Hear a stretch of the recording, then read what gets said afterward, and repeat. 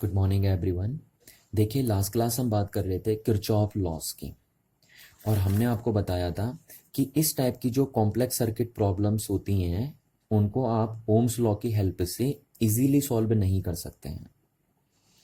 तो इस टाइप की कॉम्प्लेक्स सर्किट प्रॉब्लम्स को सॉल्व करने के लिए किरचॉफ ने टू लॉस प्रिडिक्ट किए थे, जिनको हम Kirchhoff current law and Kirchhoff voltage law के नेम से कॉल करते हैं। ठीक है। और लास्ट क्लास हमने आपको बताया था कि कैसे सिर्फ किरचॉफ करंट लॉ की हेल्प से आप इस टाइप की कॉम्प्लेक्स सर्किट प्रॉब्लम्स को सॉल्व कर सकते हैं, है ना। पिछली क्लास में हमने बिना किरचॉफ वोल्टेज लॉ यूज किए इस टाइप की कॉम्प्लेक्स सर्किट प्रॉब्लम्स को सॉल्व कर दिया था। बट आज की क्लास में हम इस टाइप की कॉम्प्लेक्स सर्किट प्रॉब्लम्स को सॉल्व करने के लिए किरचॉफ के दोनों लॉ यूज करेंगे। ठीक है, दोनों लॉ यूज करेंगे आज की क्लास में हम। देखिए, ऐसा क्यों है, इस टाइप की जब जो कॉम्प्लेक्स सर्किट प्रॉब्लम होती है, जब वो किरचॉफ करंट लॉ से सॉल्व हो सकती है सिर्फ, तो फिर इस टाइप की कॉम्प्लेक्स सर्किट प्रॉब्लम सिर्फ किरचॉफ वोल्टेज लॉ से क्यों नहीं सॉल्व हो सकती। यानी जब हमने पिछली क्लास में इसको सिर्फ किरचॉफ करंट लॉ से सॉल्व कर दिया था, तो हम आज की क्लास में इसको सिर्फ किरचॉफ वोल्टेज लॉ से क्यों नहीं सॉल्व कर सकते। ऐसा इसलिए है, देखिए, क्योंकि जब किरचॉफ वोल्टेज लॉ हम अप्लाई करते हैं इस टाइप की कॉम्प्लेक्स सर्किट को प्रॉब्लम को सॉल्व करने के लिए, तो उसके लिए जरूरी है कि हमें पहले किरचॉफ करंट लॉ अप्लाई करना ही पड़ता है ना। तो ध्यान रखना इस बात का कि जब भी आप किसी कॉम्प्लेक्स सर्किट प्रॉब्लम को किरचॉफ वोल्टेज लॉ की हेल्प से सॉल्व करने जाओगे, तो उसके लिए आपको पहले किरचॉफ करंट लॉ अप्लाई करना ही पड़ेगा। और इसीलिए हम कह रहे हैं कि जो आज की ऐसी कॉम्प्लेक्स सर्किट प्रॉब्लम्स होंगी उनको हम किरचॉफ के दोनों लॉज की हेल्प से सॉल्व करेंगे। चलिए, अब हम किरचॉफ के दोनों लॉज को वन बाय वन डिस्कस कर लेते हैं। वैसे तो देखिए, हमने किरचॉफ करंट लॉ को प्रीवियस क्लास में भी डिस्कस किया था, बट क्योंकि आज की जो कॉम्प्लेक्स सर्किट प्रॉब्लम्स हैं उनको सॉल्व करने के लिए हम दोनों लॉज का यूज़ करेंगे, इसलिए हम किरचॉफ करंट लॉ को एक बार दोबारा रिकॉल कर लेते हैं। तो देखिए, किरचॉफ करंट लॉ को समझने के लिए पहले आपको जंक्शन को समझना पड़ेगा। ठीक है, कि जंक्शन क्या है। देखिए, सपोज ये सर्किट की वायर्स हैं और ये यहाँ पे मीट कर रही है, देखिए, है ना, ये सर्किट की वायर मीट कर रही है, यहाँ पे टी बनता नजर आ रहा है ना आपको। तो जहाँ पे सर्किट में टी बनता नजर आया, इसका मतलब वहाँ पे वायर क्या कर रही है, मीट कर रही है। तो इसी पॉइंट को हम बोलते हैं junction point in the circuit, junction point. ठीक है, तो यानी सर्किट में जहाँ पे वायर मीट करती हैं या सर्किट में जहाँ पे आपको टी बनता नजर आता है, उस पॉइंट को आप जंक्शन पॉइंट बोलते हैं। जैसे ऐसे देखिए, ये यहाँ पे देखिए, यहाँ पे भी आपको देखिए टी नजर बनता आ रहा है ना, ये एक टी ये बन गया, एक टी आपका ये बन गया, एक टी आपका ये बन गया, और एक टी आपका ये बन गया। देखिए, तो यहाँ पे देखिए, इस पॉइंट को हम क्या बोलेंगे, जंक्शन पॉइंट। ये हमारा जंक्शन पॉइंट हो गया। ठीक है, तो जंक्शन मीन्स जहाँ पे वायर क्या करेंगी, मीट करेंगी, या जहाँ पे आपको टी बनता नजर आएगा सर्किट में, उस पॉइंट को आप जंक्शन पॉइंट बोल देंगे। तो किरचॉफ का जो फर्स्ट लॉ है वो जंक्शन से रिलेटेड ही है, इसलिए हम किरचॉफ के फर्स्ट लॉ को जंक्शन लॉ के नेम से भी कॉल करते हैं।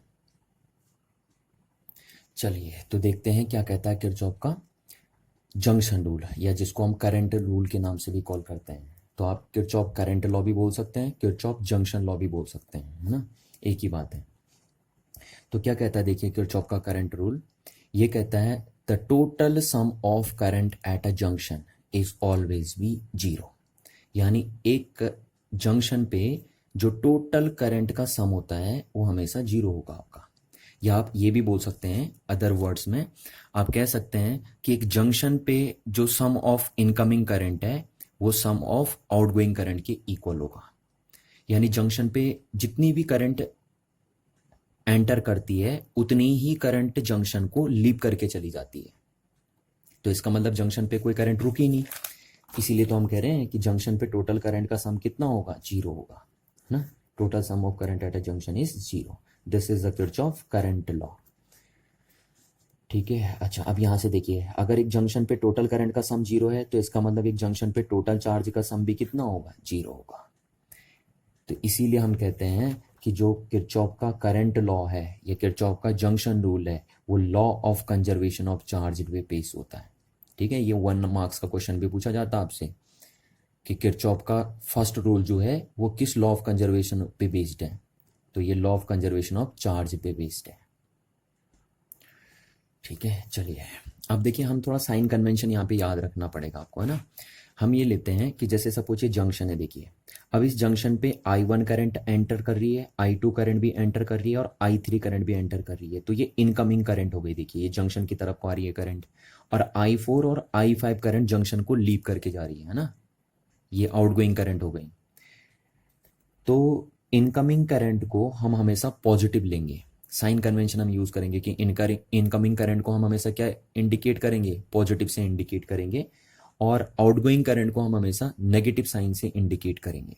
यह हमने एक साइन कन्वेंशन बना लिया। आप उल्टा भी बना सकते हैं ना, आप लिविंग करंट को पॉजिटिव ले सकते हैं और एंटरिंग करंट को नेगेटिव ले सकते हैं, वो तुम्हारी मर्जी है। पर ये हमने एक साइन कन्वेंशन बनाया, तो आप भी ऐसी चलिए, है ना, इससे कोई फायदा तो होगा नहीं कि आप चेंज कर देंगे। चलिए, तो अब देखिए यहाँ पे इनकमिंग करंट कौन सी है, I1, I2 एंड I3, इसलिए हमने इनको पॉजिटिव लिया है, लिया नहीं लिया देखो। और आउटगोइंग करंट कौन सी है, I4 एंड I5, इसलिए हमने इनको नेगेटिव लिया है। तो अगर आप इन सारी करंट का सम कर देंगे तो टोटल कितना आएगा, 0 आएगा। यही कह रहा है किरचॉफ। ठीक है, यानी इसका मीनिंग है, देखिए इनकमिंग करंट का सम किसके इक्वल हो गया, आउटगोइंग करंट के सम के इक्वल हो गया। बट ये बात सिर्फ कहाँ पे वैलिड है, जंक्शन पे वैलिड है। चलिए, अब इस किरचॉफ करंट लॉ के बेस पे हम कुछ एक दो न्यूमेरिकल देखते हैं ना, इन न्यूमेरिकल से थोड़ा सा हमारा किरचॉफ लॉ और क्लियर हो जाएगा, किरचॉफ करंट लॉ। तो ये है क्वेश्चन, देखिए क्वेश्चन क्या लिखा है, फाइंड द वैल्यू ऑफ आई। आपको यहाँ पे करंट की वैल्यू पता करनी है। तो ये जो क्वेश्चन है वो किरचॉफ करंट लॉ पे बेस्ड है, देखिए। ठीक, तो हमें पहले देखिए यहाँ से करंट बनाते हुए आनी है। ठीक है, तो यहाँ पे देखिए करंट कितनी चल रही है। अच्छा, ध्यान दीजिए पहले, है ना, थोड़ा सा इस क्वेश्चन को सॉल्व करने से पहले मैं आपको एक बात बता दूं। देखिए यहाँ पे आपको एक टी बनता नजर आया, तो यहाँ पे एक जंक्शन बना। ठीक है, और यहाँ पे भी आपको एक टी बनता नजर आ रहा है, तो यहाँ पे भी देखिए एक जंक्शन बना। यहाँ पे भी आपको एक टी बनता नजर आ रहा है, तो यहाँ पे भी एक जंक्शन बना, है ना। और यहाँ पे भी आपको एक टी बनता नजर आ रहा है, तो यहाँ पे भी एक जंक्शन बना। तो यहाँ पे देखिए इस सर्किट में कितने जंक्शन बन गए, 1 2 3 और 4 जंक्शन बन गए। तो हम 4 जगह किरचॉफ करंट रूल अप्लाई कर सकते हैं, यहाँ पे कर सकते हैं। देखिए जंक्शन पे होता है ना किरचॉफ करंट रूल अप्लाई, तो एक जंक्शन यहाँ पे बना, एक बार किरचॉफ लॉ यहाँ अप्लाई हो सकता है, एक बार किरचॉफ करंट लॉ यहाँ अप्लाई हो सकता है, एक बार यहाँ और एक बार यहाँ, क्योंकि 4 जंक्शन इसमें बन रहे हैं। अच्छा देखिए, एक जंक्शन से लेकर दूसरे जंक्शन तक करंट की वैल्यू सेम होती है, ध्यान रखना। एक जंक्शन से लेकर दूसरे जंक्शन तक करंट की वैल्यू सेम होती है, और एक जंक्शन से दूसरे जंक्शन तक हम बोलते हैं ब्रांच, इसको हम ब्रांच बोलते हैं। देखिए ये एक जंक्शन से दूसरे जंक्शन तक ब्रांच बोलते हैं, और एक ब्रांच में एक जैसी करंट होती है हमेशा, क्योंकि एक ब्रांच में जितने भी कंपोनेंट होते हैं वो सब सीरीज में होते हैं, और सीरीज में करंट की वैल्यू सेम होती है। तो इसलिए ध्यान रखना, one junction to another junction या one T to another T, क्योंकि जंक्शन कहाँ पे बनता है, टी पे बनता है ना। तो one T to another T या one junction to another junction current की वैल्यू सेम होती है, यानी एक ब्रांच में एक जैसी करंट फ्लो होती है। तो देखिए कितनी ब्रांच बन गई यहाँ पे, एक ब्रांच तो ये बन गई, एक ब्रांच ये बन गई, एक ब्रांच ये बन गई, एक ब्रांच ये बन गई, और एक ब्रांच ये बजा रही नीचे को, एक ब्रांच ये जाएगी, एक ब्रांच ये आ रही है और एक ब्रांच ये आ रही है, देखिए ना, ये ब्रांच हो गई। चलिए, तो पहले हम किरचॉफ का करंट रूल यहाँ अप्लाई करते हैं, केसीएल इस पॉइंट पे। तो सपोज यहाँ से जो यहाँ करंट जा रही जो, वो हमने मान ली एक्स है ना। अब ये करंट इधर जाएगी या इधर आएगी हमें नहीं पता, अभी हमने इसको एक्स लिख दिया बस। हमें नहीं पता कि ये करंट जंक्शन को छोड़कर जाएगी या जंक्शन की तरफ को आएगी, है ना। वो हम किरचॉफ करंट लॉ से निकाल सकते हैं आराम से, कि ये जो करंट आएगी इस ब्रांच में वो जंक्शन को छोड़ के जा रही है, आ रही है, वो सब किरचॉफ करंट लॉ आपको खुद ही बता देगा। आप बस उस करंट को एक्स लिख लीजिए, मैंने मान लिया इस ब्रांच में एक्स करंट आ रही है। तो अब देखिए यहाँ पे जंक्शन रूल लगाऊंगा मैं अगर, तो जंक्शन रूल क्या कहता है, the total sum of current is 0। तो टोटल सम ऑफ करंट कर लीजिए आप। देखिए ये इनकमिंग करंट है, तो इसको हमने प्लस ले लिया, ठीक, प्लस। और कौन सी करंट है, ये तो ये आउटगोइंग करंट है, तो इसको हम माइनस लेंगे, -8 एम्पियर, और प्लस इसके बारे में तो कोई आइडिया नहीं है, तो हमने इसको एक्स लिख लेंगे, और इज इक्वल टू 0। यही तो कहता है ना, the total sum of current at a junction is 0, जिसमें इनकमिंग करंट को हम पॉजिटिव लेते हैं, आउटगोइंग करंट को हम नेगेटिव लेते हैं, और इसके बारे में कोई आइडिया नहीं था, इसलिए हमने इसको एक्स लिख दिया। तो यहाँ से हमारा क्या हो गया, देखिए X plus 2 ampere is equal to 0, यानी X is equal to -2 ampere. ठीक है, अब -2 क्या इंडिकेट कर रहा है कि ये आउटगोइंग करंट होगी, आउटगोइंग करंट होगी, ये बता रहा माइनस, क्योंकि हम आउटगोइंग करंट को क्या मान के लगे हैं, नेगेटिव मान के चले ना, तो इसलिए हो गया हमारा। तो आउटगोइंग करंट, तो इसका मतलब ये करंट इधर को आएगी और 2 एम्पियर की आएगी। ठीक है, ये आ गई। चलिए अब देखिए यहाँ पे ये तो लगाया हमने, अब यहाँ से आ रही 2 एम्पियर की करंट, यहाँ पे आ रही है 2 एम्पियर की करंट, तो यहाँ से छोड़कर कितनी जाएगी, आप यहाँ पे लगा सकते हैं, आप आराम से आप किरचॉफ करंट लॉ का अप्लाई करके आप बता सकते हैं कि देखिए 2 एम्पियर की करंट आ रही, इधर 2 एम्पियर की करंट आ रही, तो यहाँ कितनी करंट जाएगी, 6 एम्पियर की करंट जाएगी। आप निकाल सकते हैं आराम से इस चीज़ को, है ना, किरचॉफ करंट लॉ लगा के। यह 6 एम्पियर। अच्छा आप देखिए यहाँ पे लगा रहा हूँ मैं, 8 एम्पियर की करंट यहाँ आई, उसमें से 5 एम्पियर की करंट इधर चली गई, तो इधर कितनी करंट जाएगी, 3 एम्पियर की करंट जाएगी, है ना। यहाँ पे भी आप इसको किरचॉफ लॉ से सॉल्व कर सकते हैं आराम से। चलिए यहाँ पे 3 एम्पियर की करंट आ रही है, इधर कितनी आ रही है, 6 एम्पियर की करंट आ रही है। ठीक है, तो ये 3 एम्पियर आ रही है, ये 6 एम्पियर की करंट आ रही है आपकी, तो इधर कितनी करंट जाएगी आपकी, 9 एम्पियर की करंट चली जाएगी। ये क्योंकि 2 करंट जंक्शन की तरफ को आ रही है ना, तो इसको छोड़ के जाना ही पड़ेगा इस करंट को, क्योंकि जितना इनकमिंग करंट का सम होता है उतना ही आउटगोइंग करंट का सम होता है, तो इनकमिंग करंट का सम आउटगोइंग करंट के सम के इक्वल होगा, तो आउटगोइंग करंट इसलिए कितनी हो जाएगी, 9 एम्पियर हो जाएगी। ठीक है, चलिए एक प्रॉब्लम और देखते हैं हम। देखिए यहाँ पे है ना, अब मैं सीधे डायरेक्ट कर रहा हूँ, देखिए किरचॉफ लॉ, 2 एम्पियर की करंट आ रही है, 2 एम्पियर की 4 एम्पियर की करंट आ रही है, तो छोड़कर कितनी करंट जाएगी, देखिए जंक्शन को, क्योंकि अगर इनकमिंग करंट का सम 6 एम्पियर है तो आउटगोइंग करंट का सम भी कितना होगा, 6 एम्पियर होगा। ऐसे तो नहीं है ना कि करंट भी आएगी, है ना, जंक्शन पे सारी करंट तो मीट नहीं कर सकती है, अगर कुछ करंट इनकमिंग हो रही है तो कुछ करंट को आउटगोइंग भी होना पड़ेगा फिर, और जितनी करंट इनकम होती है जंक्शन पे उतनी करंट आउटगोइंग भी होती है, तो जंक्शन पे टोटल कितनी करंट इनकम हो रही है, 4 और 2 6 एम्पियर, तो इसलिए आउटगोइंग करंट भी कितनी होगी, 6 एम्पियर होगी। अब यहाँ से आई देखिए 6 एम्पियर यहाँ पे, उसमें से 1 एम्पियर इधर चली गई, तो इधर कितनी जाएगी, 5 एम्पियर। कहाँ से निकाल रहा हूँ मैं, किरचॉफ करंट लॉ का यूज करके इस जंक्शन पे। अच्छा अब इधर आ रही है 5 एम्पियर की करंट, उसमें से इधर चली गई 4 एम्पियर की करंट, तो इधर कितनी आएगी, देखिए इधर आएगी 1 एम्पियर की करंट, आएगी नहीं आएगी। ठीक है, आप निकाल सकते हैं आराम से, देखिए 1 एम्पियर की करंट आ जाएगी इधर। चलिए अब हम डिस्कस करते हैं किरचॉफ वोल्टेज लॉ को। तो देखिए किरचॉफ वोल्टेज लॉ को समझने के लिए पहले आपको मैथ समझना पड़ेगा कि ये मैथ क्या चीज़ होती है। तो मैथ देखिए हम एक क्लोज्ड लूप को बोलते हैं ना, क्लोज्ड लूप को हम मैथ की नेम से भी कॉल कर देते हैं। देखिए क्या है, जैसे ये आपको दिख रहा है क्लोज्ड लूप, है ना, तो ये एक मैथ पढ़ा जाएगा, इसको आप एक मैथ पढ़ सकते हैं। या जैसे एक सर्किट आपको दिख रहा है, देखिए ये, तो इस सर्किट में देखिए ये क्लोज्ड लूप बना, तो ये एक मैथ बोल सकते हैं आप इसको। ठीक, एक क्लोज्ड लूप ये बना देखिए आपका, तो एक मैथ ये हो गया।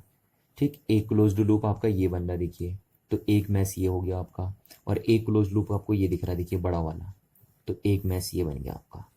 तो इस सर्किट में कितने मैथ्स हैं, 4 मैथ्स हैं। देखिए एक मैथ ये हुआ, दूसरा मैथ्स ये हो गया, तीसरा मैथ्स ये हो गया आपका, और चौथा मैथ्स ये हो गया आपका। 4 मैथ्स हैं इस सर्किट में, है ना। तो किरचॉफ का जो वोल्टेज लॉ है वो मैथ से रिलेटेड ही है, इसलिए हम उसको किरचॉफ मैथ लॉ या किरचॉफ लूप लॉ के नेम से भी कॉल करते हैं। ठीक, तो आइए देखते हैं क्या कहता है ये लॉ। देखिए ये लॉ कहता है सिंपली कि एक मैथ में जो वोल्टेज का सम होगा वो हमेशा 0 होगा। यानी कहने का मतलब है कि एक मैथ में जो टोटल पोटेंशियल होगी उसका सम 0 होगा हमेशा। जैसे करंट लॉ क्या कहता था, देखिए करंट लॉ कहता था कि एक जंक्शन पे टोटल करंट जो होगी उसका सम 0 होगा। ऐसी same that Kirchhoff voltage law क्या कह रहा है कि एक मैथ में जो सम ऑफ वोल्टेज होगी या सम ऑफ पोटेंशियल होगी वो हमेशा 0 होगी। और इसीलिए देखिए क्योंकि सम ऑफ वोल्टेज अगर 0 है तो इसका मतलब वोल्टेज क्या होता है, देखिए वोल्टेज होता है work done on a per unit charge, तो वो भी 0 होगा। अगर टोटल वोल्टेज एक मैथ में 0 है तो इसका मतलब एक मैथ में जो work done on a per unit charge है वो भी क्या होगा, 0 होगा। ठीक, तो इसका मीनिंग क्या है, the total work done is equal to 0 in a mesh. ठीक, अच्छा वर्क डन 0 इसका मतलब energy 0, total sum of energy in a mesh is 0, ये हो गया हमारा। ठीक है, तो इसीलिए हम किरचॉफ के वोल्टेज लॉ को ये भी कहते हैं कि एक ये law of conservation of energy पे बेस्ड है ना। ये ऑब्जेक्टिव क्वेश्चन आपसे पूछा जाता है कि किरचॉफ का वोल्टेज लॉ किस लॉ ऑफ कंजर्वेशन पे बेस्ड है, तो आप बोलेंगे Kirchhoff voltage law law of conservation of energy पे बेस्ड है। अब हम डिस्कस कर लेते हैं साइन कन्वेंशन को। ठीक है, जैसे हमने अभी पढ़ा था ना, किरचॉफ करंट लॉ अप्लाई करते समय हम कुछ साइन कन्वेंशन फॉलो करते हैं। हम ये मान के चलते हैं कि इनकमिंग करंट को हम पॉजिटिव ट्रीट करेंगे और आउटगोइंग करंट को हम नेगेटिव ट्रीट करेंगे। तो सिमिलरली जब हम किरचॉफ वोल्टेज लॉ अप्लाई करते हैं तो उस टाइम भी हम कुछ साइन कन्वेंशन फॉलो करते हैं। तो कौन से साइन कन्वेंशन हम फॉलो करेंगे उनकी बात मैं यहाँ पे कर देता हूँ। ठीक है, ये साइन कन्वेंशन सिर्फ आप तब फॉलो करेंगे जब आप किरचॉफ वोल्टेज लॉ अप्लाई करेंगे। साइन कन्वेंशन, चलिए साइन कन्वेंशन क्या कहता है, देखिए कि जब भी आप सर्किट में हायर पोटेंशियल से लोअर पोटेंशियल की साइड को मूव करेंगे, यानी अगर आपकी मूविंग डायरेक्शन होगी from higher potential to lower potential, तो उस टाइम एनर्जी का लॉस होता है। ठीक है, आपको एनर्जी का लॉस होगा, और एनर्जी का लॉस होगा इसका मीनिंग आपको पोटेंशियल का भी लॉस होगा। और अगर पोटेंशियल का लॉस होगा तो फिर आप पोटेंशियल को नेगेटिव नोटेशन देंगे।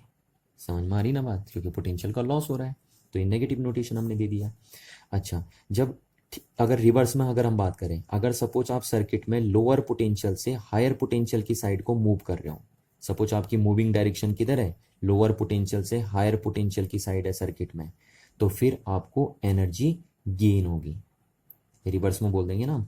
और फिर अगर एनर्जी गेन होगी तो इसका मीनिंग पोटेंशियल भी आपको गेन होगा, और अगर पोटेंशियल गेन होगा तो फिर आप सर्किट में पोटेंशियल की वैल्यू को पॉजिटिव लिखेंगे।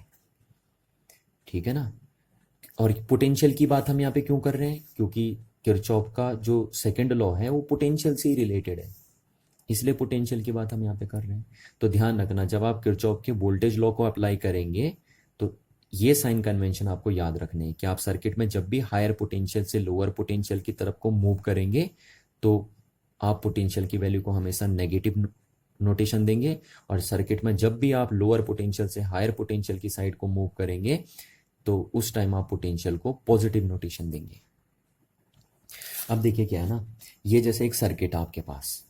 अब अगर आप सर्किट में मूव करते हैं तो आपको दो तरीके की पोटेंशियल देखने को मिलती है। कौन कौन सी पोटेंशियल देखने को मिलती है, देखिए एक तो इस रजिस्टर के अक्रॉस पोटेंशियल आपको देखने को मिलेगी, और एक रजिस्टर के अक्रॉस जो पोटेंशियल देखने को मिलती है उसको आप IR बोलते हैं ना, पोटेंशियल ड्रॉप के नाम से कॉल करते हैं। ये पोटेंशियल देखने को मिलती है आपको रजिस्टर में। और सर्किट में दूसरी पोटेंशियल आपको देखने को मिलती है यहाँ सेल के अंदर, जिसको आप EMF के नेम से कॉल करते हैं। ठीक है, ये EMF के नेम से कॉल करते हैं। तो जब आप इस टाइप के सर्किट में मूव करते हैं तो आपको दो तरीके की पोटेंशियल देखने को मिलती है, एक रजिस्टर में जिसको आप पोटेंशियल ड्रॉप के नेम से कॉल करते हैं और जिसकी वैल्यू इतनी होती है। ठीक, और दूसरी पोटेंशियल आपको देखने को मिलती है इस सेल में जो EMF के फॉर्म में नजर आती है आपको। तो ये दो तरीके की पोटेंशियल आपको इस सर्किट में देखने को मिलेगी।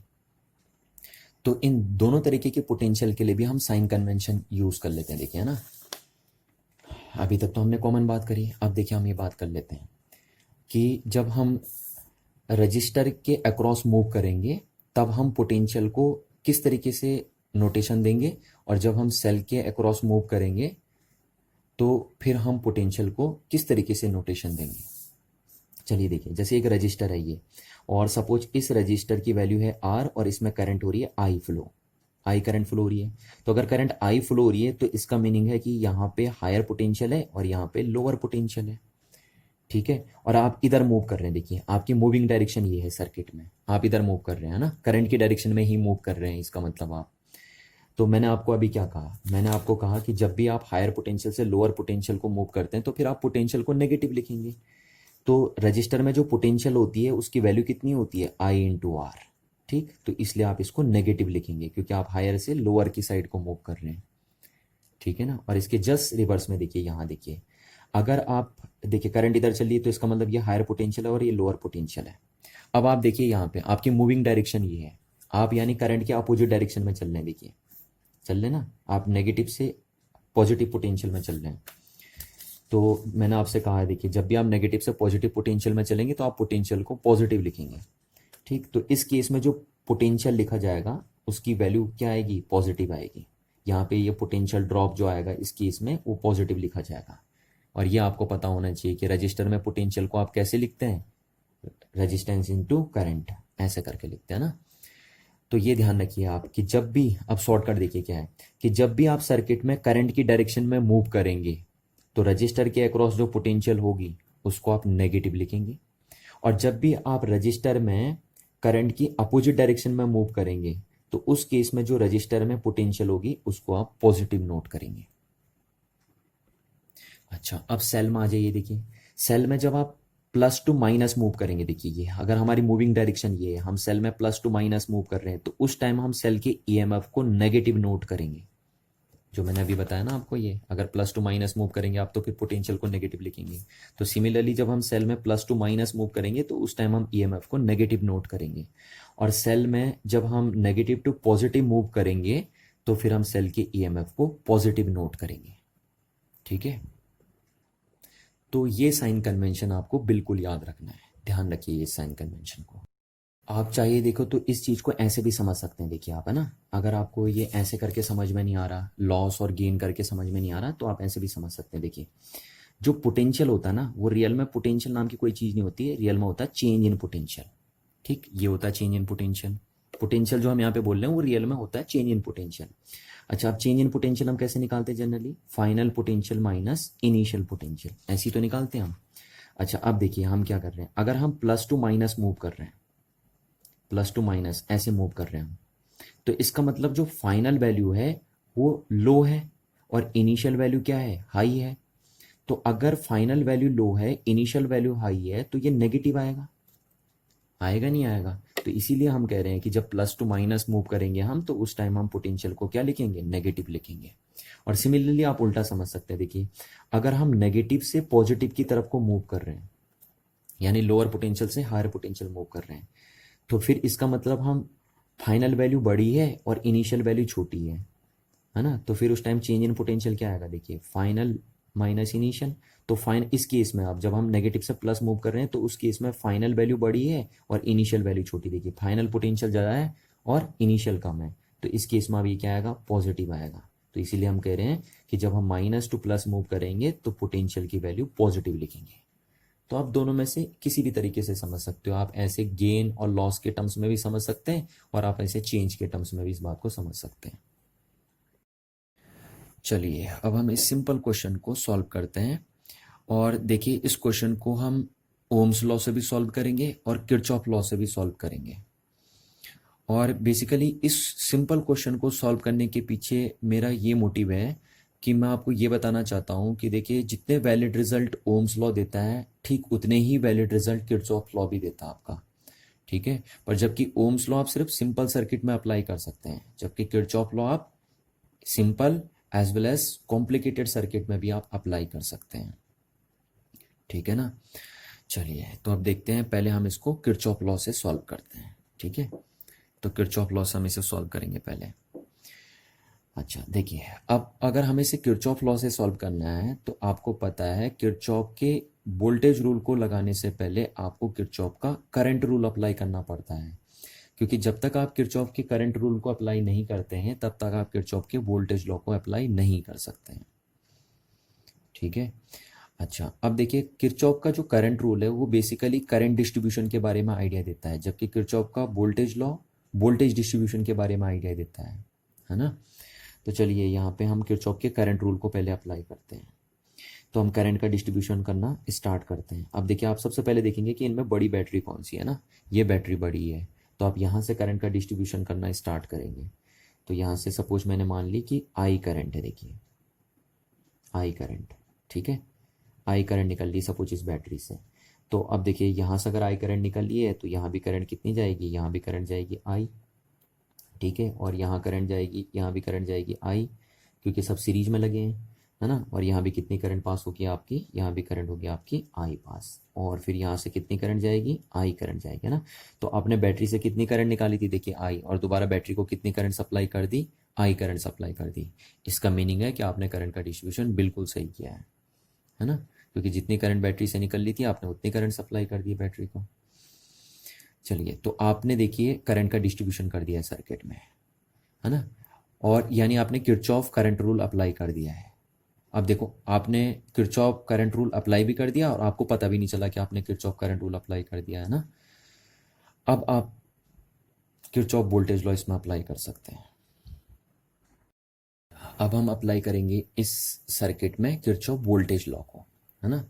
तो apply Kirchhoff voltage law in mesh. पर आपको पता है किरचॉफ वोल्टेज लॉ कहाँ लगता है, एक मैस में लगता है ना। तो आपको पहले इस मैस का एक नाम देना पड़ेगा। तो चलो मैं नाम दे देता हूँ यहाँ पे ए बी सी और डी। ये मैंने मैस का नाम दे दिया ए बी सी डी।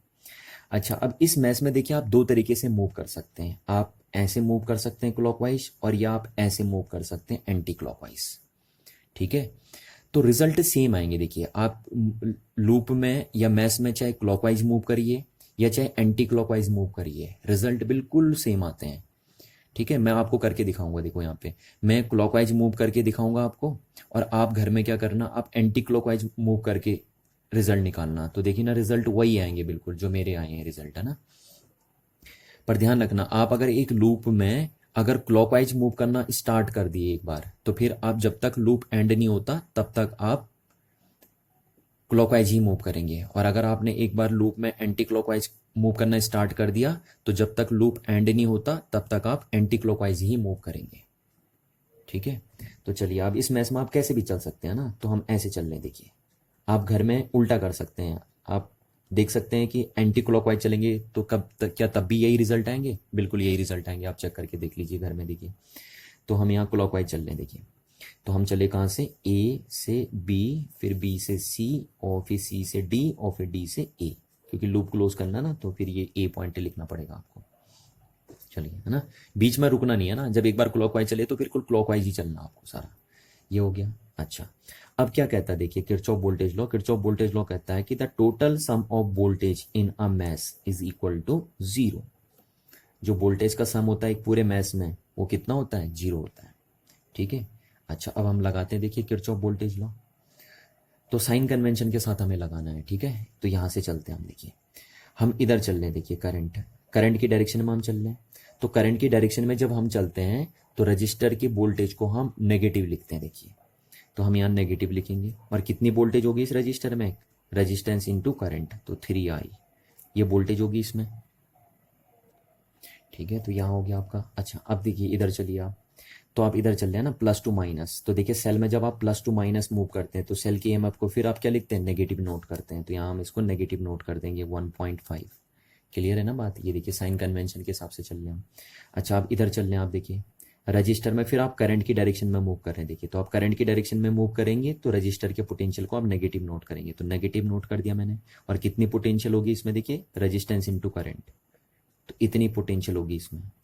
होगी नहीं होगी। अच्छा आइए अब इधर चलिए, देखिए आप यहाँ चल रहे हैं आप, तो सेल में किधर चलिए आप, नेगेटिव टू प्लस। तो नेगेटिव टू प्लस चलेंगे अगर आप सेल में किधर चलेंगे अगर आप, नेगेटिव टू प्लस। ये देखिए नेगेटिव टू प्लस मूव करेंगे तो फिर सेल की ईएमएफ को आप प्लस लिखते हैं। तो सेल की ईएमएफ को प्लस लिखेंगे तो +3, और इक्वल्स टू कितना हो जाएगा, ये देखिए टोटल सम ऑफ पोटेंशियल कितना हो जाएगा, 0 हो जाएगा आपका।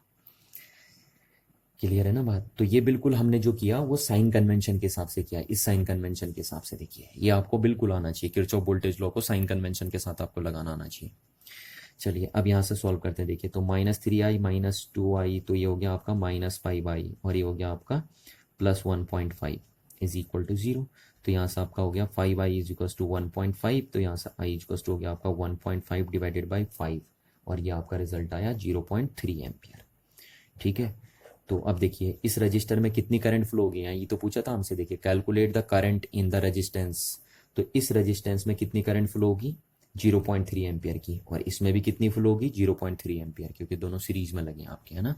तो ये तो रिजल्ट आया हमारा किरचॉफ लॉ से। चलिए अब हम इसे ओम्स लॉ से सॉल्व करते हैं। देखिए इसी क्वेश्चन को ना ओम्स लॉ से। अब ओम्स लॉ से कैसे सॉल्व करेंगे, देखिए ओम्स लॉ कहता है जो करंट की वैल्यू होगी वो क्या होगा, total EMF of the circuit upon total resistance of the circuit. Total resistance of the circuit. अब टोटल ईएमएफ कितना है, देखिए इसका ईएमएफ और इसका ईएमएफ। देखिए ये करंट को इधर को चलाएगा और ये किधर को चलाएगा, इधर को चलाएगा ना। ये अपोज कर रहे हैं एक दूसरे का। देखो इसका प्लस इसके प्लस से कनेक्टेड है ना। तो ये करंट को सर्किट में इधर चलाने की सोच रहा है, ये इधर चलाने की सोच रहा है। तो जो टोटल ईएमएफ होगा वो क्या होगा, इन दोनों ईएमएफ का माइनस हो जाएगा, क्योंकि अपोज है ना, एक दूसरे का अपोजिट कर रहे हैं, अपोज कर रहे हैं। तो जो नेट ईएमएफ होगा 3 - 1.5 वोल्ट। ये हो जाएगा नेट ईएमएफ। ठीक है, और टोटल रेजिस्टेंस देखिए दोनों सीरीज में लगे तो टोटल रेजिस्टेंस कितना हो जाएगा 5 ओम हो जाएगा, क्योंकि 3 + 2 कितना हो जाएगा 5 ओम हो जाएगा। तो करंट की वैल्यू कितनी आ जाएगी देखिए आपके पास 1.5 डिवाइडेड बाई 5 यानी आपका आ जाएगा 0.3 एम्पियर। तो ये देखिए आपने इसे ओम्स लॉ से भी सॉल्व कर दिया, या आप चाहो तो इसे किरचॉफ लॉ से भी सॉल्व कर सकते हैं। चलिए देखिए अब इस क्वेश्चन को हम सॉल्व करेंगे किरचॉफ लॉ से। और क्या दिया है देखिए क्वेश्चन में यहाँ पे, determine the current in each branch as shown in figure. तो आपको इस सर्किट के हर एक ब्रांच में करंट की वैल्यू पता करनी है। देखिए ब्रांच कहाँ से कहाँ तक हो गई ना, एक टी से लेकर दूसरी टी तक एक ब्रांच बोली जाती है। देखिए ये एक जंक्शन से दूसरे जंक्शन तक एक ब्रांच बोली जाती है, और एक ब्रांच में करंट की वैल्यू सेम होती है, जैसे मैं आपको पहले भी बता चुका हूँ ना। तो ये एक ब्रांच हो गई, देखिए एक ब्रांच ये हो गई, एक ब्रांच ये है आपकी, एक ब्रांच ये है, एक ब्रांच आपकी ये है, और एक ब्रांच आपकी ये है। इस टाइप से इसमें बहुत सारी ब्रांचें बननी है ना, और आपको हर ब्रांच में करंट की वैल्यू पता करनी है। और इस बात का ध्यान रखिए ना कि एक ब्रांच में करंट की वैल्यू सेम होती है। चलिए अब देखिए अगर आपको इसमें किरचॉफ लॉ अप्लाई करने हैं तो किरचॉफ वोल्टेज लॉ को अप्लाई करने से पहले आपको किरचॉफ करंट लॉ अप्लाई करना पड़ेगा, क्योंकि किरचॉफ वोल्ट करंट लॉ जब आप अप्लाई करेंगे तभी आप किरचॉफ वोल्टेज लॉ अप्लाई कर सकते हैं। और किरचॉफ करंट लॉ किसके बारे में आइडिया बताता है, Kirchhoff current law current distribution के बारे में आइडिया बताता है, जबकि Kirchhoff voltage law voltage distribution के बारे में आइडिया देता है। ठीक है, तो किरचॉफ वोल्टेज लॉ लगाने से पहले यहाँ पे हमें किरचॉफ करंट लॉ लगाना पड़ेगा। तो हमें पहले करंट का डिस्ट्रीब्यूशन करना पड़ेगा। अब देखिए करंट का डिस्ट्रीब्यूशन कैसे करेंगे आप, है ना, हाइपोथेटिकली करेंगे आप, क्योंकि अभी तो हमें करंट की वैल्यू तो हमें निकालनी है यहाँ पे, तो हम करंट का एक हाइपोथेटिकल डिस्ट्रीब्यूशन करेंगे। तो कहाँ से करेंगे, देखिए जो सबसे बड़ी बैटरी है वहाँ से डिस्ट्रीब्यूट करना आप शुरू करते हैं सर्किट में। ठीक है, एक रूल बता रहा हूँ मैं आपको कि जो सबसे बड़ी बैटरी है आप वहाँ से करना शुरू करिए। तो ये देखिए ये 5 वोल्ट की 10 वोल्ट की, तो आप यहाँ से करना शुरू करिए। देखिए यहाँ से करंट का डिस्ट्रीब्यूशन करना शुरू करिए। ये माना आपने करंट I1 आई इस बैटरी से, है ना, I1 करंट आपने निकाल दी। अब ध्यान रखना, अब इस I1 करंट को आप पूरे सर्किट में डिस्ट्रीब्यूट करके लाओगे। ठीक, अच्छा जब आप पूरे सर्किट में डिस्ट्रीब्यूट करके लाओगे और दोबारा जब आप वापस आओगे यहाँ पे इस बैटरी के अंदर या इस सेल के अंदर, और दोबारा यहाँ करंट I1 आ गई इस सेल को, तो इसका मतलब आपने करंट का डिस्ट्रीब्यूशन सही किया है। पर अगर आपने सपोज इस बैटरी से I1 करंट निकाली और उसको पूरे सर्किट में डिस्ट्रीब्यूट किया, और डिस्ट्रीब्यूट करते करते जब आप दोबारा यहाँ आए तो इस सेल को आप I1 करंट नहीं दे पाए, तो इसका मतलब आपने करंट का डिस्ट्रीब्यूशन रॉन्ग कर दिया है। ठीक है, तो ध्यान रखना इसका कि जितनी करंट आपने सेल से निकाली है दोबारा पूरे सर्किट में डिस्ट्रीब्यूट करके जब आप आएंगे तो दोबारा उस सेल को उतनी ही करंट सप्लाई होनी चाहिए, तभी आपका करंट का डिस्ट्रीब्यूशन सही माना जाएगा। ठीक है, तो चलिए यहाँ से डिस्ट्रीब्यूट कर दिया आपने, I1 करंट आई आपकी यहाँ पे। अच्छा अब I1 करंट आई यहाँ पे, तो यहाँ पे जंक्शन बना, तो जंक्शन से करंट डिवाइड होती है, तो मैंने मान लिया यहाँ पे करंट चली गई I2 इधर को, I1 यहाँ से आई, उसमें से I2 करंट यहाँ चली गई। तो अब बताइए यहाँ कितनी करंट जाएगी, है ना, इस ब्रांच में कितनी करंट जाएगी, आप क्या मेरे को बता सकते हैं? यस, आप किरचॉफ करंट लॉ के बेस पे आराम से बता सकते हैं। देखिए I1 इधर गई, उसमें से I2 इधर चली गई, तो बाकी रिमेनिंग जो होगी वो यहाँ चली जाएगी ना, तो रिमेनिंग क्या होगी I1 माइनस I2, ये करंट यहाँ चली जाएगी। देखिए इसमें इस रजिस्टर में, और यहाँ से लेकर यहाँ तक करंट की वैल्यू सेम होगी। ठीक है, यानी यहाँ करंट कितनी आएगी इस सर्किट में, I1 माइनस I2। यहाँ पे देखिए इस ब्रांच में करंट आएगी I1 माइनस I2। ये कहाँ से निकाला मैंने, यहाँ पे इस करंट कितनी आई, किरचॉफ करंट रूल अप्लाई कर दिया मैंने इस जंक्शन पे। ठीक है, अच्छा ध्यान रखना आप इस करंट को I3 नेम नहीं देंगे। ठीक है, क्योंकि अगर आप इसको I3 नेम देंगे तो देखिए आपके पास बहुत सारे वेरिएबल्स हो जाएंगे, I1 I2 I3, और फिर इन वेरिएबल्स की वैल्यू आप ही को तो कैलकुलेट करनी है ना, तो फिर आपकी कैलकुलेशनें बहुत टफ हो जाएंगी आप अगर बहुत सारे वेरिएबल लेके चलेंगे तो इसलिए आप ये ध्यान रखेंगे कि जब भी आप करंट का डिस्ट्रीब्यूशन करेंगे तो आप कम से कम वेरिएबल्स में ही करंट का डिस्ट्रीब्यूशन करेंगे। आप ज़्यादा वेरिएबल्स लेके करंट का डिस्ट्रीब्यूशन नहीं करेंगे, क्योंकि फिर उनकी वैल्यू भी आप ही को सॉल्व करनी है। तो ये ध्यान रखना है, इसलिए मैंने इसको I3 नेम नहीं दिया। नहीं तो मैं ये भी तो बोल सकता था कि यहाँ से I1 करंट आई, उसमें से I2 इधर चली गई तो I3 इधर चली जाएगी, है ना, बट हमने वो नहीं किया, हमने इस करंट को भी इन्हीं के टर्म्स में निकाला। देखिए ज़्यादा वेरिएबल्स हमने नहीं बनाए, 2 ही वेरिएबल्स में हमने काम कर दिया यहाँ पे, नहीं तो 3 वेरिएबल हो जाते तो फिर हमें ज़्यादा सॉल्व करना पड़ता। इस बात का आपको विशेष ध्यान रखना, देखिए कि ज़्यादा वेरिएबल्स नहीं लेके चलने, कम से कम वेरिएबल्स में ही आपको करंट का डिस्ट्रीब्यूशन करना है। चलिए तो यहाँ से करंट I1 माइनस I2 यहाँ तक आएगी। अच्छा अब यहाँ से देखिए, यहाँ से फिर करंट डिवाइड होगी, तो अब यहाँ कितनी जाएगी हमें नहीं पता, यहाँ कितनी जाएगी अभी हमें नहीं पता। तो मैं मान लेता हूँ सपोज, अब मेरे को यहाँ पे तो एक नया वेरिएबल मानना ही पड़ेगा। मैं मान लेता हूँ यहाँ पे सपोज करंट गई I3, ठीक है। तो अब यहाँ कितनी करंट जाएगी देखिए, क्या आप मेरे को बता सकते हैं अब यहाँ कितनी करंट जाएगी? तो यस, हम बिल्कुल बता सकते हैं। अगर हम यहाँ पे किरचॉफ करंट लॉ अप्लाई कर देंगे तो हम बता सकते हैं यहाँ कितनी करंट जाएगी। देखिए, ये करंट इनकमिंग करंट है, ये आउटगोइंग करंट है, और ये भी हम आउटगोइंग करंट बोल रहे हैं। तो आपको पता है इनकमिंग करंट का सम किसके इक्विवेलेंट होता है? आउटगोइंग करंट के सम के इक्विवेलेंट होता है ना।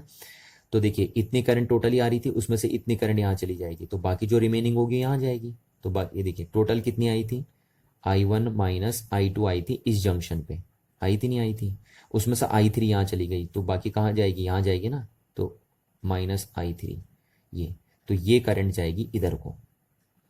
क्लियर है ना बात? I1 minus I2 minus I3 current आएगी इधर को। चलिए, और यहाँ से यहाँ तक करंट की वैल्यू क्या होगी? सेम होगी आपकी, ठीक है। तो यहाँ जो करंट जाएगी वो कितनी आएगी यहाँ पे? I1 minus I2 minus I3। और ये करंट हमने कैसे निकाली इस ब्रांच में? यहाँ पे किरचॉफ करंट रूल अप्लाई करके। चलिए, अब यहाँ से यहाँ तक करंट सेम चलेगी। देखिए, ये I3 करंट चलेगी आपकी, ठीक है, क्योंकि ये एक सेम ब्रांच है तो यहाँ तक करंट सेम चलेगी आपकी। अच्छा, अब यहाँ पे देखिए क्या होगा, यहाँ पे करंट आई I2, यहाँ से करंट आई I3, ठीक। तो अब यहाँ कितनी करंट जाएगी? देखिए, यहाँ कितनी करंट आएगी? यहाँ आएगी I1 plus I2, sorry I2 plus I3, है ना। यह I2 यहाँ पे आ रही है, यहाँ से I3 आ रही है, तो यहाँ कितनी जाएगी? किरचॉफ करंट रूल अगर हम यहाँ पे अप्लाई करेंगे तो यहाँ कितनी करंट जाएगी? I2 प्लस I3 जाएगी, क्योंकि आने वाली करंट का सम जाने वाली करंट के सम के इक्वल होगा ना। तो आने वाली करंट का सम कितना है? I1 plus I2 plus I3, तो जाने वाली करंट का सम कितना होगा? I2 प्लस I3, तो ये करंट जाएगी यहाँ पे, ठीक है। ध्यान दीजिए, यहाँ पे देखिए, आप ऐसे नहीं करेंगे कि यहाँ कितनी करंट जा रही है ऊपर को, क्योंकि जब दो करंट जंक्शन की तरफ को आ रही है तो मस्ट है इस करंट को जंक्शन से दूर ही जाना पड़ेगा। ऐसा नहीं हो सकता कि तीनों करंट जंक्शन पे आ गई, है ना, क्योंकि अगर तीनों करंट जंक्शन पे आएंगे तो करंट का सम जीरो कैसे होगा बताइए। तो इसलिए ध्यान रखना कि अगर दो करंट जंक्शन की तरफ को आ रही है तो एक करंट को जंक्शन को छोड़कर जाना ही पड़ेगा, इसलिए हमने इस करंट को नीचे को दिखाया है ना। हाँ, अब ध्यान रखिए, यहाँ तक कितनी current I? I2 plus I3 आ गई। अच्छा, यहाँ से कितनी करंट गई? यहाँ से करंट गई I1 minus I2 minus I3, यहाँ पे आ गई। तो ये दोनों करंट जंक्शन की तरफ को आ रही है, ठीक है। तो अब जंक्शन से करंट को दूर जाना पड़ेगा, क्योंकि जब दो करंट आ रही है तो एक को तो दूर जाना पड़ेगा ना, तो यहाँ जाना पड़ेगा। यहाँ करंट आ रही है तो देखिए ये जाना पड़ेगा, क्योंकि ऐसा नहीं हो सकता यहाँ भी करंट आ नहीं सकती है, ऐसा नहीं हो सकता कि इधर क्यों चली गई करंट, ये तो फिर तीनों करंट जंक्शन पे आ जाएगी, और देखो तीनों करंट जंक्शन पे आएगी तो करंट का सम जीरो नहीं हो पाएगा, ठीक है। तो ये देखिए, ये आ रही है तो इसका मतलब यहाँ से करंट को जाना पड़ेगा। अच्छा, कितना जाएगी करंट? देखिए, ये दोनों करंट आ रही है तो जाएगी कितनी? इन दोनों के सम के बराबर जाएगी यहाँ से। अगर हम यहाँ पे किरचॉफ करंट रूल अप्लाई कर दे तो इसका सम प्लस इसका सम अगर हम कर दें, इसका और इसका सम कर दें, तो इतनी करंट यहाँ जाएगी। देखिए, तो इन दोनों को अगर आप सम कर दीजिए तो क्या होगा? देखिए, माइनस I2 माइनस I3 से ये कट जाएगा और यहाँ बचेगा सिर्फ I1, तो I1 करंट जाएगी यहाँ पे। और आप देखिए फाइनली कहाँ पे पहुंचे, आपने बैटरी से कितनी करंट डिस्पैच की थी? I1, और फाइनली उसको कितनी सप्लाई कर दी? दोबारा I1। इसका मतलब आपने किरचॉफ के करंट रूल को बिल्कुल सही अप्लाई किया है, आपने बिल्कुल एकदम करेक्ट डिस्ट्रीब्यूशन किया है किरचॉफ के करंट रूल का। पर अगर दोबारा यहाँ करंट I1 नहीं आ पाती तो इसका मतलब है आपने किरचॉफ करंट रूल को सही से अप्लाई नहीं किया है, और जब तक आप किरचॉफ करंट रूल को सही से अप्लाई नहीं कर सकते तब तक आप किरचॉफ वोल्टेज रूल को अप्लाई नहीं करेंगे, ध्यान रखना, ठीक है। तो हमने किरचॉफ करंट रूल को बिल्कुल एकदम सही ढंग से अप्लाई कर दिया है। चलिए, अब हम वोल्टेज रूल को अप्लाई करेंगे, ठीक है। तो सॉल्व करते हैं अब हम यहाँ से किरचॉफ वोल्टेज रूल को अप्लाई करते हैं। तो चलिए, किरचॉफ वोल्टेज रूल आपको पता है मैश में लगता है ना, तो हमें कोई मैश कंसीडर करने पड़ेंगे। तो मैं अब यहाँ पे नेम दे देता हूँ। देखिए, इस पॉइंट का नेम दे दिया A, इस पॉइंट का नेम दे दिया B, इसका नेम दे दिया हमने C, इसका नेम दे दिया हमने D। हम नेम इसलिए दे रहे हैं ताकि हम मैश को असाइन कर पाए, क्योंकि किरचॉफ वोल्टेज रूल कहाँ लगेगा? मैश में लगेगा। तो हम पहले लगाते हैं Kirchhoff voltage law in mesh. किस मैश में लगा रहे हैं हम? चलो देखिए, हम इस मैश में लगा रहे हैं ना। अब एक मैश में आप कैसे भी चल सकते हो, क्लॉकवाइज भी चल सकते हो और एंटी क्लॉकवाइज भी चल सकते हो, रिजल्ट सेम ही आते हैं, ठीक है। तो इस मैश में देखिए मैं कैसे चल रहा हूँ, मैं चलो क्लॉकवाइज चल रहा हूँ, A B C A ऐसे चल रहा हूँ। तो इन mash A B C A ऐसे चला मैं इस मैश में, ठीक है। यहाँ मैं ये साइन बना देता हूँ, देखिए ये ऐसे चला मैं मैश में A B C A। आप ऐसे भी चल सकते हो, उल्टा भी चल सकते हो, कोई दिक्कत नहीं आती, कह रहा हूँ रिजल्ट सेम आएंगे बिल्कुल आपके। आप ट्राई करके देख लीजिए घर में एकदम। तो चलिए चला मैं यहाँ पे। अब इस मैच में चलूंगा तो मैं किरचॉफ वोल्टेज रूल अप्लाई करूंगा। तो क्या कहता है किरचॉफ वोल्टेज रूल, कि इस मैच में जो टोटल वोल्टेज होगी, किस मैच में, ए बी सी ए में, उसका सम 0 होना चाहिए, है ना।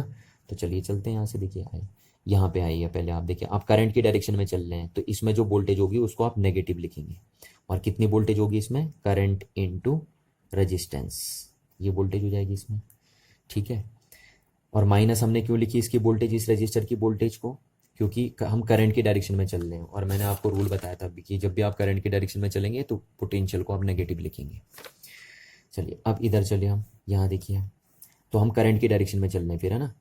तो करंट की डायरेक्शन में चल रहे हैं तो इसमें जो वोल्टेज होगी उसको भी हम नेगेटिव लिखेंगे। और कितनी वोल्टेज होगी इसमें, रजिस्टेंस इनटू करंट। तो करंट कितनी आ रही है इसमें, I2 प्लस I3, ये आ गई।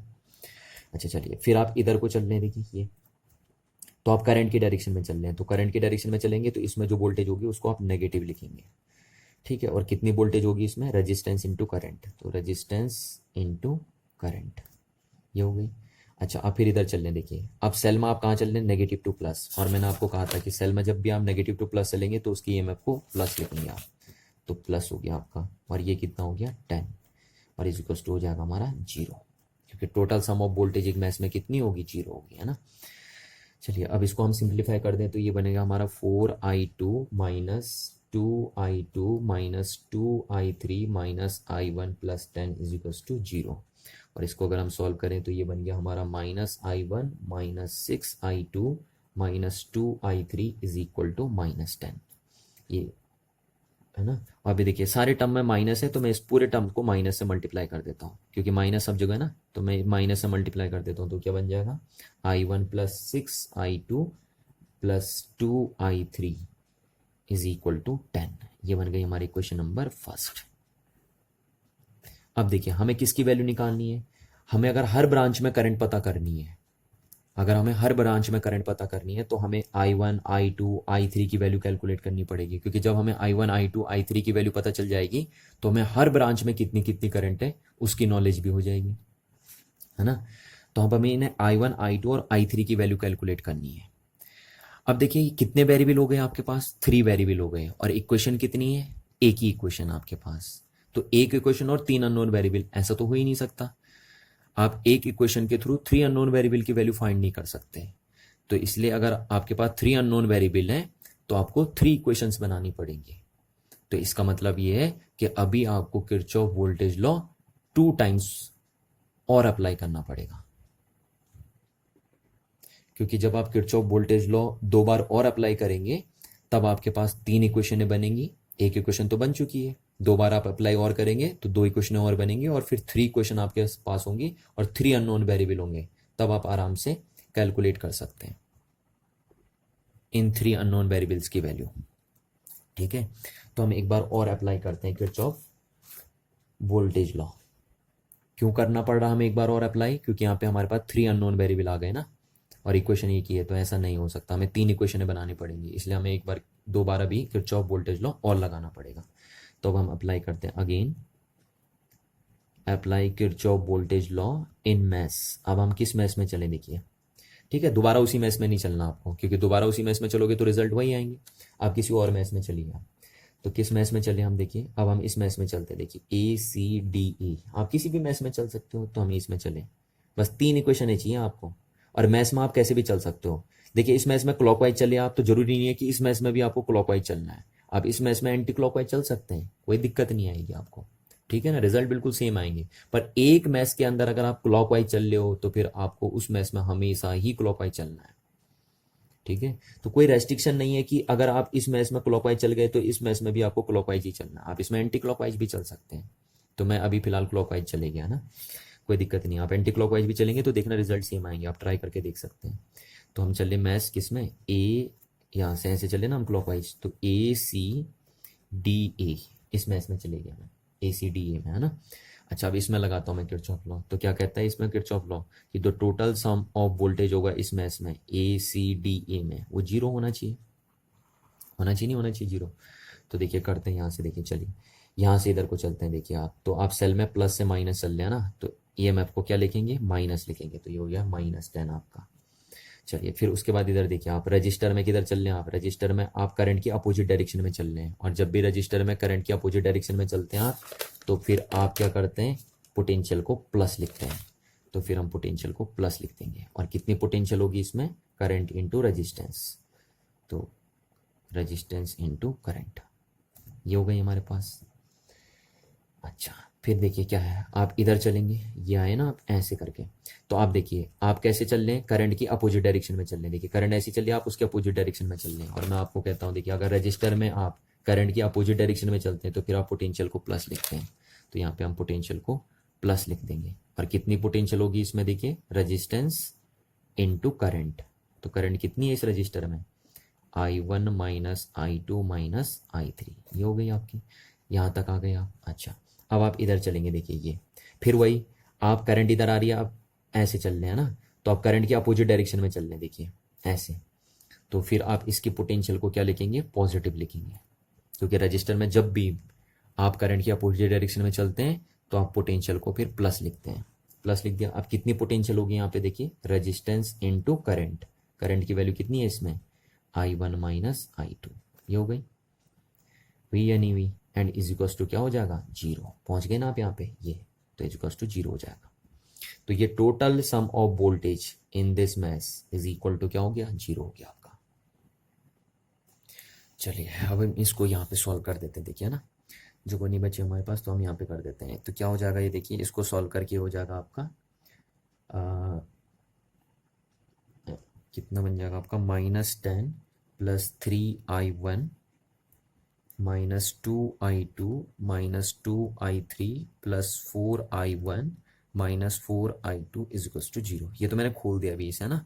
अब अगर आप इसको और सिंप्लीफाई करके लिखेंगे तो ये क्या हो जाएगा आपका, देखिए 3I1 है और ये 4I1 है, तो ये हो जाएंगे आपके 7I1 minus 6I2 minus 2I3 is equals to हो जाएगा 10 आपका।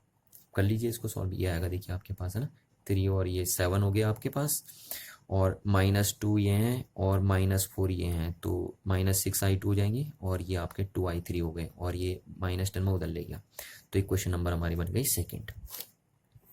ये बन गई, देखिए एक इक्वेशन ये बनी, एक इक्वेशन ये बन गई। अच्छा अभी भी देखिए, अभी भी हमारे पास क्या है, 3 अननोन वेरिएबल है, और इक्वेशन ये कितनी है, 2 ही है ना। तो अभी हमें एक और इक्वेशन बनानी पड़ेगी, यानी हमें एक किरचॉफ लॉ एक बार और अप्लाई करना पड़ेगा। तभी तो मैं आपसे कह रहा था देखिए, कि जब आप करंट का डिस्ट्रीब्यूशन करेंगे तो वेरिएबल्स कम से कम लीजिए, कम से कम वेरिएबल्स में ही करंट का डिस्ट्रीब्यूशन करिए, नहीं तो देखिए फिर आपको इसको सॉल्व करनी पड़ेगी, यही क्वेश्चन है, करेंगे ना। आप जितने ज़्यादा वेरिएबल मानेंगे, यहाँ पे देखिए जितने ज़्यादा वेरिएबल्स में करंट का डिस्ट्रीब्यूशन करेंगे, फिर आपको उतनी ज़्यादा इक्वेशनें बनानी पड़ेंगी। तो आपको ध्यान रखना, आपको अगर ज़्यादा कैलकुलेशन से बचना है तो आप करंट का डिस्ट्रीब्यूशन कम से कम वेरिएबल में करेंगे, ठीक है। चलिए अब देखिए नेक्स्ट हम लगाते हैं, एक बार और लगाते हैं हम अप्लाई, है ना, apply KVL, Kirchhoff voltage law. आप किस मैश में लगाएं, हम देखिए ना, किसी भी मैश में आप लगा सकते हैं, इन दो मैशों में तो हमने लगा दिया, अब आप बाकी किसी भी मैश में लगा सकते हैं, आप इस मैश में लगा सकते हैं या आप इस मैश में लगा सकते हैं, ठीक है। तो हम इस मैश में लगा देते हैं BD, और चलो इसका कुछ और नाम हम दे दें, या चलो BCDB, है ना, BCDB बोल देते हैं इसको, यही नाम बोल देते हैं हम, तो BCDB इसमें, और इसमें मैं ऐसे चल रहा हूँ, देखिए ये कैसे भी चल सकते हो आप, है ना। इस मैच में आप इन दोनों में क्लॉकवाइज चले तो जरूरी नहीं है इस मैच में भी आपको क्लॉकवाइज चलना है, आप इसमें एंटी क्लॉकवाइज चल सकते हो, देखिए मैं चलेगी एंटी क्लॉकवाइज इस मैच में, ठीक। तो ये मैच ले लिया हमने BCDB वाला, ये वाला मैच, आप ये वाला भी ले सकते हैं, देखिए बड़ा वाला ये वाला मैच, ठीक है। बस आपको किरचॉफी लॉ तो लगाना है एक बार और, तो ये ले लिया हमने ये वाला मैच। अब इसमें लगाते हैं हम किरचॉफ लॉ, देखिए इधर से आ जाइए, यहाँ से चलना शुरू कर रहे हैं ना मैं ऐसे क्लॉकवाइज एंटी क्लॉकवाइज, तो यहाँ से आइए, देखिए आप देखिए करंट की डायरेक्शन में चल रहे हैं, तो करंट की डायरेक्शन में चल रहे हैं तो इसमें जो वोल्टेज होगी उसको आप नेगेटिव लिखेंगे, और कितनी होगी वोल्टेज, रजिस्टेंस इनटू करंट, तो करंट कितनी है इसमें, I2 प्लस I3, ये हो गई आपके पास। अच्छा फिर उसके बाद आप यहाँ आइए, देखिए नीचे आइए आप यहाँ, तो इसमें चले आप, अब इसमें देखिए आप नीचे को चल रहे हो, करंट ऊपर को चल रही है, तो आप करंट के अपोजिट डायरेक्शन में चल रहे हैं ना इस रजिस्टर में, तो इसलिए इसमें जो वोल्टेज होगी इस रजिस्टर में उसको आप प्लस लिखेंगे, और कितनी वोल्टेज होगी इसमें, रजिस्टेंस इनटू करंट, और इसमें कितनी करंट है देखिए I1 minus I2 minus I3, इतनी करंट है इसमें। ठीक है, उसके बाद चलिए आप इधर चलिए, यहाँ से ऐसे चले ना आप, तो ये चल रहे हैं हम, ये देखिए। अब यहाँ देखिए, अब सेल में कैसे चल रहे हैं, नेगेटिव टू प्लस, तो जब सेल में नेगेटिव टू प्लस चलते हैं तो ईएमएफ गेन होता है और आप इसको प्लस लिखते हैं फिर, तो +5 है ना। मैंने आपको बताया था कि सेल में जब भी आप नेगेटिव टू प्लस चलोगे तो सेल के आपको क्या लिखते हैं, आप पॉजिटिव लिखते हैं। ये पहुंचा आप, अच्छा यहाँ पे और फिर यहाँ पे पहुंच के फाइनली तो ये 0 हो गया आपके पास, क्योंकि हमें पता है तो टोटल सम ऑफ वोल्टेज होगा इसमें कितने बी सी डी बी में, वो कितना होना चाहिए, 0 होना चाहिए। ये तो कहते हैं किरचॉफ लॉ, तो ये हो गया हमारे पास।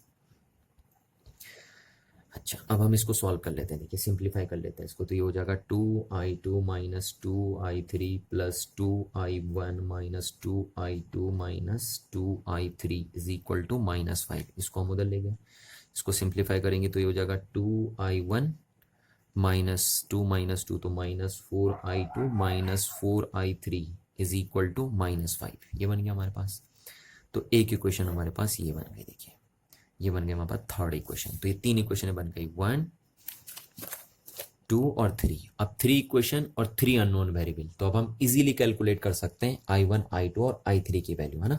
क्योंकि 3 इक्वेशन है और 3 अननोन वेरिएबल है, तो अब हम आराम से निकाल सकते हैं I1 I2 I3 की वैल्यू। और अगर हमें I1 I2 I3 की वैल्यू पता चल जाएगी तो अब हम बता सकते हैं कि फिर इस सर्किट में हर एक ब्रांच में करंट की वैल्यू कितनी कितनी होगी। ठीक है, तो मैं इन तीनों इक्वेशनों को एक साथ लिख देता हूँ पहले और फिर सॉल्व करता हूँ, है ना। तो तीनों इक्वेशनों को एक साथ लिख देता हूँ मैं। इसको देखिए, इसको लिख दिया मैंने I1 plus 6I2 plus 2I3 is equal to 10। एक इक्वेशन ये हमारे पास पहली। दूसरी कौन सी थी, 7I1 minus 6I2 minus 2I3 is equal to 10, ये सेकेंड इक्वेशन थी हमारे पास। थर्ड थी 2I1 minus 4I2 minus 4I3 is equal to -5। ये 3 इक्वेशन है। अब इन 3 इक्वेशनों को हम सॉल्व करके I1 I2 I3 की वैल्यू निकालते हैं। ठीक है, तो देखिए पहले मैं इन दोनों इक्वेशनों को देखो आप जरा डायरेक्ट। आप इन दोनों इक्वेशनों को अगर ऐड कर देंगे ना तो क्या मिलेगा, देखो आपको adding equation first and second. आप देख लीजिए डायरेक्ट, ये देखिए 6I2 6I2 2I3 2I3, ये दिख रहा है ना आपको। तो ऐड नहीं, आप इनको सब्ट्रैक्ट कर दीजिए। देखिए subtract equation first and second, तो आप इनको सब्ट्रैक्ट करेंगे तो क्या मिलेगा, देखिए आपको, है ना। नहीं सब्ट्रैक्ट नहीं, हम ऐड ही करेंगे इनको, क्योंकि माइनस में है ना यहाँ पे, तो हम इनको सब ऐड करते हैं। ऐड कर दिया हमने इन दोनों को, देखो तो ऐड करके कितना मिलेगा हमें इससे, 8I1। और अगर हम इन दोनों को ऐड करेंगे तो देखिए कैंसिल आउट हो जाएगा आपस में, और ये भी कैंसिल आउट हो जाएगा, और ये 10 10 का कितना हो जाएगा हमारा, 20 हो जाएगा, है ना। इन दोनों को ऐड करके ये मिल जाएगा हमें। तो सीधे सीधे देखिए यहाँ से I1 की वैल्यू कितनी हो गई, 20/8 एम्पियर डायरेक्ट निकल आया, देखिए। ठीक है, क्योंकि हमें इन दोनों क्वेश्चनों में देखिए डायरेक्ट दिख रहे थे ना ये चीज़ें, तो इसलिए हमने डायरेक्ट इनको क्या कर दिया, ऐड कर दिया। और यहाँ से हमारी I1 की वैल्यू कितनी आ गई, 20/8 एम्पियर आ गई। चलिए अब मैं इन दोनों इक्वेशनों को सॉल्व करके I2 I3 की वैल्यू भी निकालता हूँ ना। तो इस इक्वेशन को हम लिख लेते हैं 2I1 minus 4I2 minus 4I3 is equal to -5। एक तो ये हो गई हमारे पास। अच्छा, इसको हम क्या करते हैं, देखो अगर हम इसको 2 से मल्टीप्लाई कर देते हैं और फिर इक्वेशन के साथ सब्ट्रैक्ट कर देंगे तो ये कैंसिल आउट हो जाएगा ना। तो चलिए देखिए, इसको 2 से मल्टीप्लाई करके लिख देता हूँ मैं यहाँ पे। ठीक है, तो ये हो जाएगा हमारा 14I1 minus 12I2 minus 4I3 is equal to 20, ये लिख दिया हमने ना। ये इक्वेशन एज इट इज लिखी मैंने और इसको 2 से मल्टीप्लाई करके लिख दिया मैंने, क्योंकि क्या होगा देखिए, अब ये 4 बन गया ना। अब हम इन दोनों इक्वेशनों को डायरेक्ट क्या कर देंगे, अगर ऐड कर देंगे। ठीक है, नहीं सब्ट्रैक्ट कर देंगे तो ये कैंसिल आउट हो जाएगा। देखिए हम इसको सब्ट्रैक्ट कर देंगे, ठीक है। तो सब्ट्रैक्ट करेंगे हम तो इनके साइन चेंज हो जाएंगे। देखिए यहाँ पे ये माइनस हो जाएगा, ये प्लस हो जाएगा आपका, ये प्लस हो जाएगा आपका, और ये माइनस हो जाएगा आपका ना। तो ये कैंसिल आउट हो जाएगा देखिए सीधे सीधे। अच्छा, अब हमारे यहाँ कितना बचेगा, देखिए ये बनेगा हमारा -12I1, और यहाँ कितना बचेगा, +12 और -8, तो ये बचेगा हमारा +8I2, और इज इक्वल्स टू हमारा हो जाएगा -20 और -5, तो -25 हो जाएगा। ये आ गया हमारे पास। ठीक है, अब यहाँ पे हम I1 की वैल्यू पुट कर देते हैं, क्योंकि I1 की वैल्यू तो हमें पता ही है, 20/8 plus 8I2 is equal to -25। तो यहाँ से हमारा ये 8 से कैंसिल आउट हो गया, और कितने टाइम्स कैंसिल आउट हो जाएगा, ये देखिए ये चले जाएगा आपका 2, और ये 3 टाइम्स कैंसिल आउट हो जाएगा ना। और इससे ये 10 टाइम्स कैंसिल आउट हो जाएगा, तो ये 10 इंटू 3 कितना हो जाएगा हमारा 30, तो ये हो जाएगा -30 plus 8i2 is equal to हो जाएगा -25। ठीक है, तो 8i2 इसको हो जाएगा आपका ये -30 उधर जाएगा तो कितना आ जाएगा आपका ये +5 हो जाएगा। ठीक है, तो यहाँ से i2 की वैल्यू हम निकाल सकते हैं, i2 की वैल्यू हो जाएगी 5/8 एम्पियर, ये आ जाएगी हमारे पास। ठीक है, ठीक, तो आपके पास i1 की वैल्यू भी आ गई, i2 की वैल्यू भी आ गई। अब इन i1 i2 की वैल्यू उठा के इन तीनों इक्वेशनों में से किसी में भी रख दीजिए तो आपको i3 की वैल्यू भी मिल जाएगी। तो चलिए हम रखते हैं, देखिए ना, i1 और i2 की वैल्यू उठा के मैं इस इक्वेशन में पुट कर देता हूँ, किसी में भी पुट कर सकते हैं, तो हम इसमें पुट कर देते हैं। देखिए 7 इंटू कितना हो जाएगा i1 की वैल्यू 20/8 माइनस 6 इंटू i2 की वैल्यू कितनी हो गई 5/8 minus 2i3 is equal to हो गया हमारा 10। इस इक्वेशन में पुट कर दी मैंने, i1 और i2 की वैल्यू उठा के इस इक्वेशन में पुट कर दी, तो यहाँ से हमारा कितना हो गया, ये हो जाएगा हमारा 140 divided by 8 minus 30 divided by 8 minus 2i3 is equal to 10, तो ये हो जाएगा हमारा 110 divided by 8 minus 2i3 is equal to 10। ठीक है, तो ये अगर हम यहाँ पे एलसीएम लेंगे तो ये हमारा हो जाएगा -2i3 is equal to 10 minus 110 divided by 8, तो -2i3 इज इक्वल टू हो जाएगा हमारा 80 माइनस 110 डिवाइडेड बाई 8, और ये हो जाएगा हमारा -30/8, माइनस से माइनस कैंसिल आउट हो जाएगा हमारा, तो i3 इज हो जाएगा हमारा 30 डिवाइडेड बाई 16, है ना, 30 डिवाइडेड बाई कितना हो जाएगा 16, और 13 डिवाइड बाई 16 को अगर हम सिंप्लीफाई करेंगे तो 15/8 एम्पियर आ जाएगा हमारा। ठीक है ना, 15/8, तो यानी i3 की वैल्यू भी हमें मिल गई 15/8 एम्पियर। ठीक, तो तीनों वैल्यू हमें मिल चुकी है। देखिए i1 की वैल्यू भी मिल चुकी है, i2 की वैल्यू भी मिल चुकी है, और i3 की वैल्यू भी हमें मिल चुकी है। ठीक है, अब मैं एक साथ लिख देता हूँ, देखो इनको क्या मिला हमें, i1 की वैल्यू मिली 20/8 एम्पियर, i2 की वैल्यू मिली हमें 5/8 एम्पियर, और i3 की वैल्यू मिली हमें 15/8 एम्पियर। ठीक, अच्छा ये देखिए ये मिल गई। तो अब आप हर ब्रांच में करंट की वैल्यू बता सकते हो। देखो इस ब्रांच में कितनी करंट जा रही है, इस ब्रांच में करंट जा रही है आपकी 5/8 एम्पियर। ठीक है, अच्छा इस ब्रांच में कितनी करंट जाएगी, देखिए i1 माइनस i2, तो i1 माइनस i2 मतलब 20/8 माइनस 5/8 एम्पियर, यानी आप बोल सकते हो कि 15/8 एम्पियर करंट जा रही है इस ब्रांच में। चलिए अब इस ब्रांच में करंट बताइए, इस ब्रांच में कितनी करंट जा रही है, तो i3, तो i3 मतलब इस ब्रांच में जा रही है 15/8 एम्पियर की करंट। ठीक है, इस ब्रांच में ये। अच्छा इस ब्रांच में कितनी करंट जा रही है, देखिए i2 प्लस i3, तो i2 कितना है 5/8 और i3 कितना है 15/8, तो 5/8 प्लस 15/8 ये करंट आ रही है इस ब्रांच में, और अगर आप इन दोनों को ऐड करेंगे तो कितना आ जाएगा आपका 20/8, यानी 20/8 एम्पियर करंट आ रही है इस ब्रांच में।